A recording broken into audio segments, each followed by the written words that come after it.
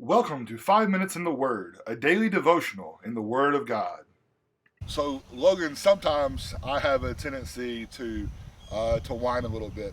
I whine because maybe my knee hurts or my back hurts, or or maybe it's just been a frustrating day. And I think a lot of people struggle with things like that.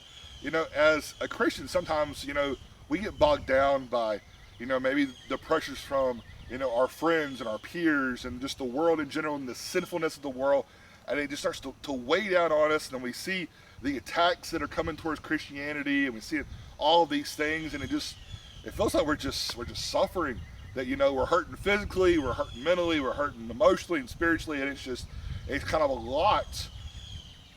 How can the Bible help us deal with that pressure and that suffering, and how can we kind of grow from that? Well, Derek, first of all, I'm going to hand you this imaginary sucker. Okay, Now I need you to put a rock in your shoe.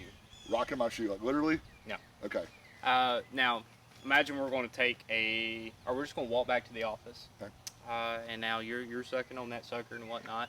Now I'm going to ask you, how was the walk back? Tell me about the walk back. Well, if I had rock in my shoe, I'm sure that it could kind of hurt. What about the sucker? It takes it pretty good. Why was the sucker not the first thing you thought of? I focus on the negative. We always seem to focus on the negative in life, no matter how uh, depressing it may be, how woe is me we Right. may feel.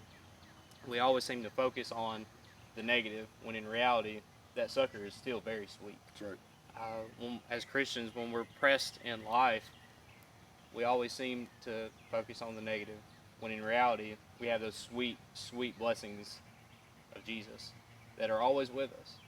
Well, we always seem to focus on the negative, and it's sad to think of that in that regard.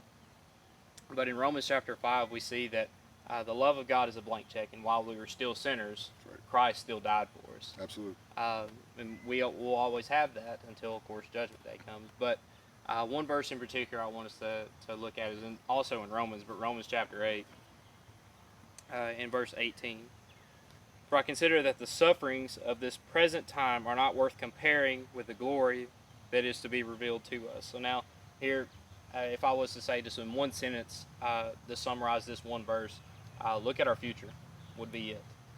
Now, the trials and troubles that we endure now will never compare to the glory Right. and the blessings that are coming to us if we abide in God's will. Absolutely. Now, I will say, though, because we live on the sinful earth, that rock still hurts. It does. The rock still hurts when we're walking back to the office, or maybe doing a 5K or something like that. Personally, I wouldn't, but the rock still hurts. And this verse is not going to minimize that pain because, again, rock still hurts. That's right.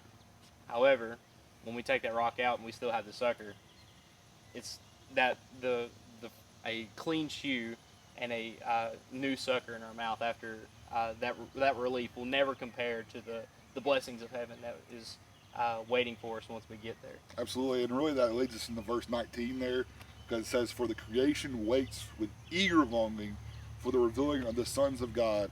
For the creation was subjected to futility, not willingly, but because of Him who subjected it in hope that the creation itself will be set free from its bondage to corruption and obtain the freedom of glory of the children of God. For we know that the whole creation has been groaning together in the pangs of childbirth until now, and not only the creation, but we ourselves, who have the first fruits of the Spirit, groan inwardly as we wait eagerly for the adoption as the sons, the redemption of our bodies." And so, here we are as people, and if we keep our eyes focused on that prize, focused on heaven, focused on the sweetness of God, the sufferings, the pains, the groans, the moans, all those things, we can push those aside. They hurt, they're real, they're present in our life, but God is greater, and we need to focus on Him.